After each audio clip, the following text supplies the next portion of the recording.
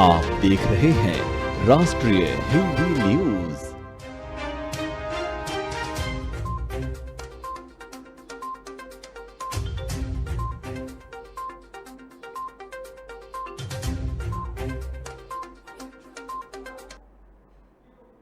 नमस्कार, मैं वर्षा शर्मा, आपका बहुत बहुत स्वागत है खबरें लगातार में। तो रुक करेंगे आज की खबरों का। देश भर में अग्निपथ योजना का विरोध हो रहा है। इसी बीच कांग्रेस ने इसे लेकर प्लान तैयार किया है, जिसके तहत कांग्रेस आज दिल्ली में जंतर मंतर पर सत्याग्रह करेगी। इसमें कांग्रेस के पूर्व अध्यक्ष राहुल गांधी भी शामिल हो सकते हैं। वहीं कांग्रेस के सांसद और नेता सशस्त्र बलों में भर्ती के लिए पेश की गई अग्निपथ योजना का विरोध कर युवाओं के साथ एकजुटता प्रदर्शित करने के वास्ते रविवार को जंतर मंतर पर सत्याग्रह करने की फिराक में है। बता दें कि देश भर में युवा इस योजना के खिलाफ सड़कों पर उतर आए हैं और कई शहरों और कस्बों के हिस्सों की घटनाएं दर्ज की गई है। जानकारी के अनुसार कांग्रेस पार्टी के एक नेता ने कहा कि ये निर्णय इसीलिए लिया गया है क्योंकि अग्निपथ योजना ने हमारे देश के युवाओं को आक्रोशित कर दिया है और वो सड़कों पर उतरकर विरोध दर्ज कर रहे हैं। हमारी जिम्मेदारी है कि हम उनके साथ खड़े रहें। साथ ही कहा कि अग्निपथ योजना के विरोध में सत्याग्रह में शामिल होने के लिए देश भर के नेताओं को दिल्ली पहुंचने के लिए कहा गया है। बता दें कि इससे पहले राहुल गांधी ने ट्वीट किया, जिसमें कहा कि 8 सालों से भाजपा सरकार ने जय जवान जय किसान के मूल्यों का लगातार अपमान किया है। मैंने पहले भी कहा था कि प्रधानमंत्री जी को काले कृषि कानून वापस लेने पड़ेंगे। ठीक उसी तरह उन्हें माफी वीर बनकर देश के युवाओं की बात माननी पड़ेगी और अग्निपथ को वापस लेना ही पड़ेगा। वहीं प्रियंका गांधी वाड्रा ने भी इस मुद्दे को लेकर केंद्र सरकार को कटघरे में खड़ा कर दिया है। उत्तर प्रदेश के जौनपुर में अग्निपथ योजना के खिलाफ हुई हिंसा के मामले में 125 नामजद और 500 अज्ञात लोगों के खिलाफ मामला दर्ज किया गया और बदलापुर सिकरारा पुलिस ने उपद्रव करने वाले अब तक कुल 41 उपद्रवियों को गिरफ्तार कर लिया है। पुलिस के मुताबिक हिंसा करने वालों की संपत्ति जब्त करने की भी कार्रवाई की जाएगी। पुलिस की ओर से बताया गया कि थाना बदलापुर में 31 नामजद और 150 अज्ञात के खिलाफ, जबकि थाना सिकरारा में कुल 47 नाम और 250 अज्ञात के खिलाफ मामला दर्ज किया गया। वहीं 17 जून को जौनपुर शहर के वजीरपुर तिराहे पर सड़क जाम कर उपद्रव करने के मामले में भी लाइन बाजार थाने में 16 नामजद समेत 100 से अधिक के खिलाफ मुकदमा दर्ज किया गया। बता दें कि जौनपुर में शनिवार को केंद्र सरकार की ओर से सेना में भर्ती की नई नीति अग्निपथ योजना के विरोध में रेलवे स्टेशन पर उपद्रव मचाने का प्रयास किया गया था। इस मामले में पुलिस ने अब तक 41 उपद्रवियों को चिन्हित कर गिरफ्तार कर लिया है। वहीं अब इनकी संपत्ति जब्त की जा रही है। साथ ही जो लोग इनके साथ मिले हैं उनका नाम भी एफआईआर में शामिल है और अन्य उपद्रवियों के खिलाफ सीसीटीवी फुटेज, उपलब्ध वीडियो और सर्विलांस टीम की मदद से चिन्हित कर आगे की कार्रवाई की जा रही है। अगली खबर की ओर बढ़ेंगे, जो कि है श्रीलंका से। श्रीलंका लंबे समय से आर्थिक संकट से जूझ रहा है। इसी बीच आर्थिक संकट के चलते श्रीलंका सरकार ने सोमवार से 1 सप्ताह के लिए सरकारी दफ्तरों को बंद करने की घोषणा की है। जानकारी के मुताबिक द्वीपीय देश में ईंधन संकट और गहराता जा रहा है, जिसके चलते ये फैसला लिया गया। साथ ही बिजली आपूर्ति की समस्या की पृष्ठभूमि में श्रीलंका को शिक्षा मंत्रालय ने कोलंबो शहर के सभी सरकारी और सरकार द्वारा मान्यता प्राप्त निजी स्कूलों के शिक्षकों से कहा है कि वो अगले सप्ताह से ऑनलाइन कक्षाएं आयोजित करें।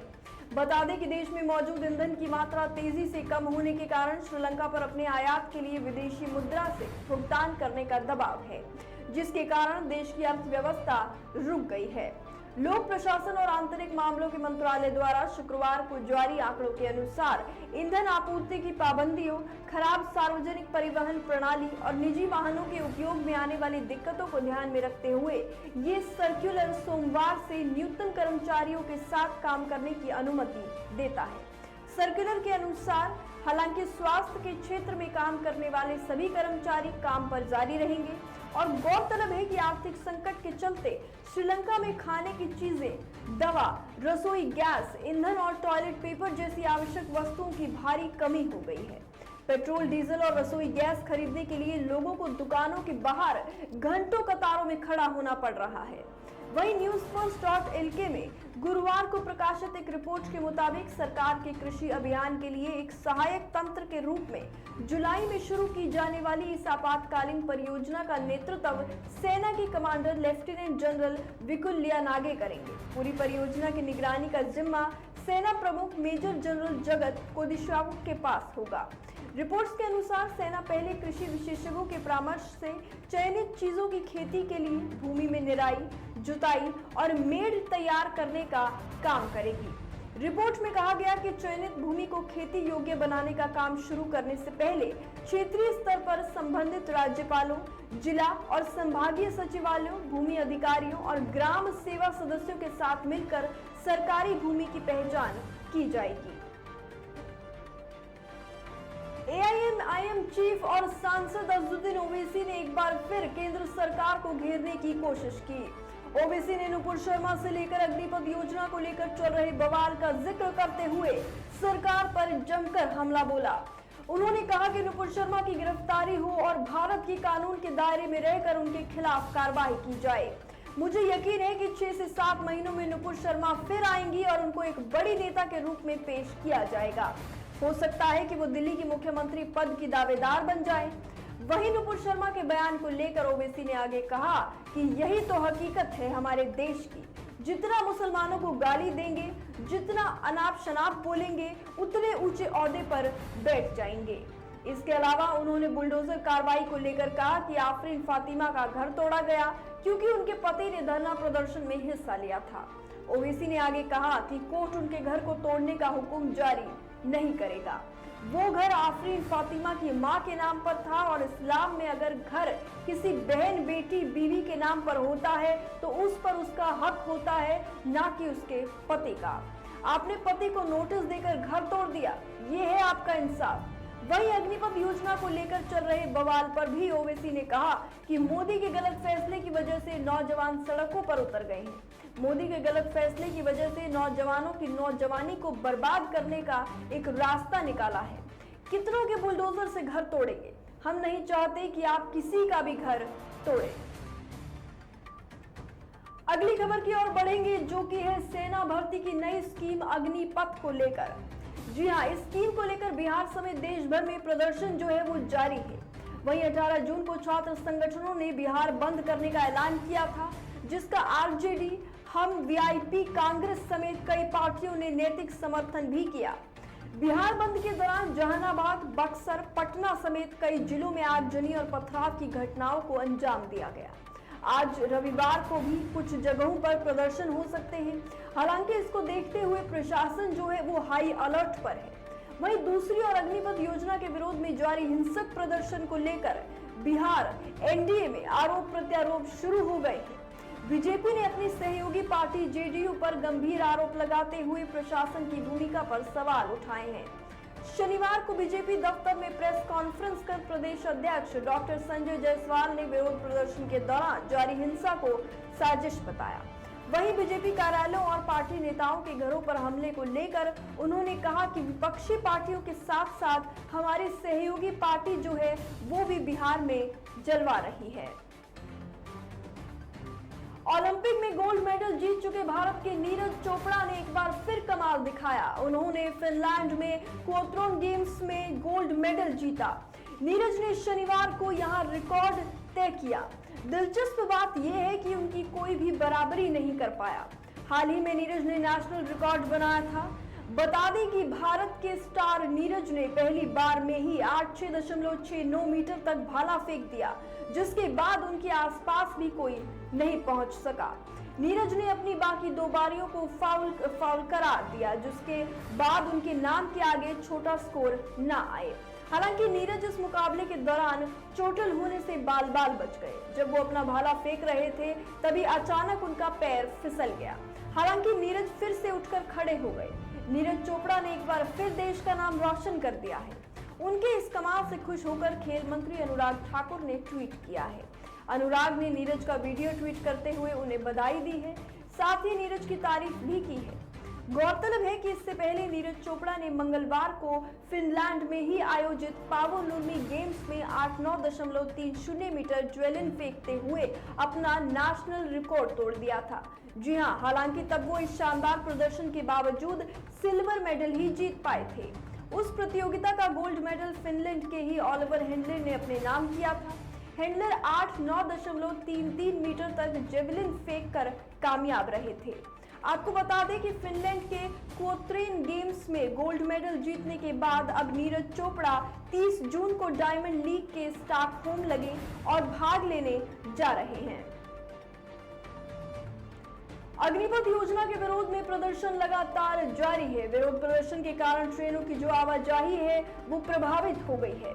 इसी को लेकर रेल मंत्री अश्विनी वैष्णव ने सभी जीएम और डीआरएम को निर्देश दिए हैं कि यहां कहीं भी रेल यात्री ट्रेनों की अनियमितता के कारण दिक्कत में फंसे हुए दिखे तो उन्हें रेलवे की ओर से भोजन और पानी उपलब्ध कराया जाए। गौरतलब है कि अग्निपथ योजना के विरोध में हुई हिंसक प्रदर्शन के दौरान कई ट्रेनों में आग भी लगाई गई है। इस प्रदर्शन में सबसे ज्यादा नुकसान रेलवे को पहुंचा है। बता दें कि अग्निपथ योजना के विरोध में हो रहे प्रदर्शन को देखते हुए रेलवे ने शनिवार को लगभग 370 ट्रेन रद्द कर दी।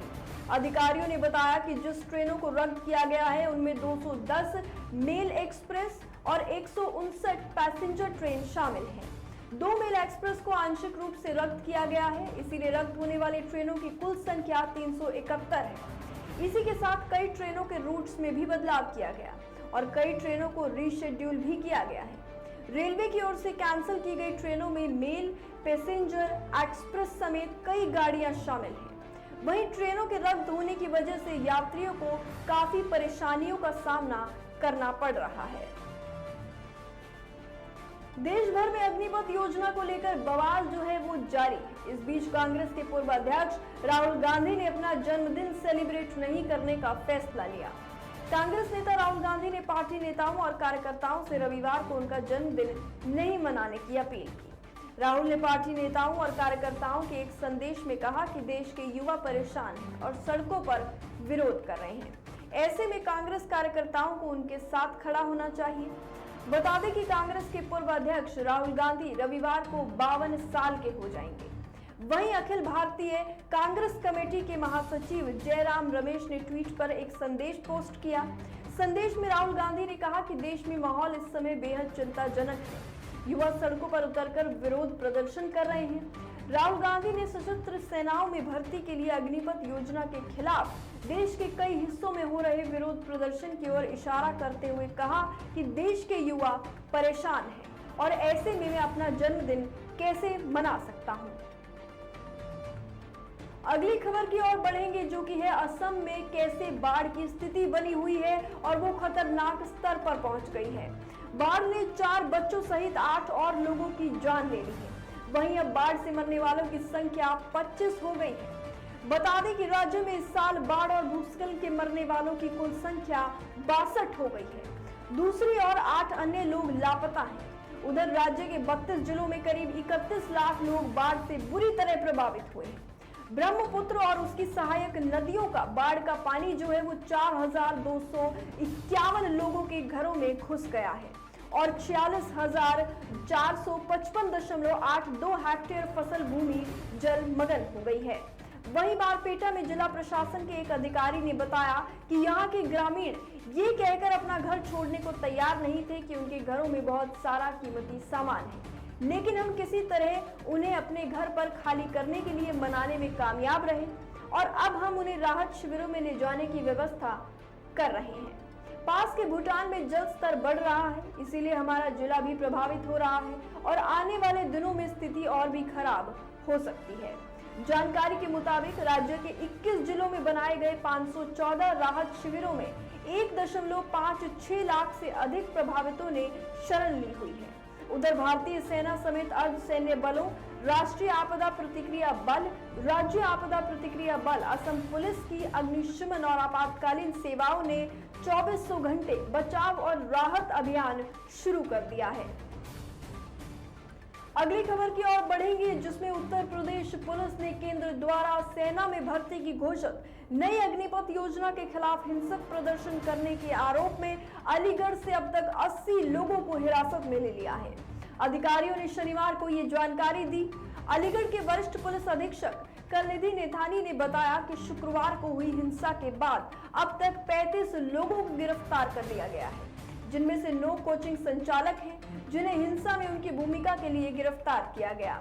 एसएसपी ने बताया कि जिले में हुई हिंसा के सिलसिले में भारतीय दंड संहिता की धाराओं में 4 प्राथमिकी दर्ज की गई हैं। इनमें से 2 प्राथमिकी पुलिसकर्मियों की शिकायत पर, 1 उत्तर प्रदेश रोडवेज की शिकायत पर, जबकि एक अन्य मामला जो है वो आम नागरिक की शिकायत पर दर्ज किया गया है। उन्होंने कहा, शुक्रवार से शुरू हुई हिंसा में संलिप्त लोगों ने गिरफ्तार करने की कोशिश की जा रही है। मतलब कि जो भी लोग उस हिंसा में शामिल थे, संलिप्त थे, उन लोगों को गिरफ्तार करने की जो कार्यवाही है वो जारी है। अब तक करीब 80 लोगों को हिरासत में ले लिया गया है। एसएसपी ने बताया कि पुलिस सोशल मीडिया पर करीब से नजर रख रही है और युवाओं के प्रदर्शन में 9 कोचिंग संचालकों की भूमिका सामने आई है। एसएसपी नेथानी ने दावा किया कि कोचिंग संचालकों ने असामाजिक तत्वों को सेना में भर्ती के आकांक्षी उम्मीदवारों के प्रदर्शन के बीच ऐसी हिंसा करने के लिए उकसाया है। उन्होंने कहा कि पुलिस हिरासत में मौजूद अन्य लोगों से पूछताछ कर रही है और मामले में सबूतों के आधार पर आगे की कार्रवाई जारी रखे हुए है। फिलहाल के लिए इतना ही। कल फिर मुलाकात होगी खबरें लगातार में। जय हिंद।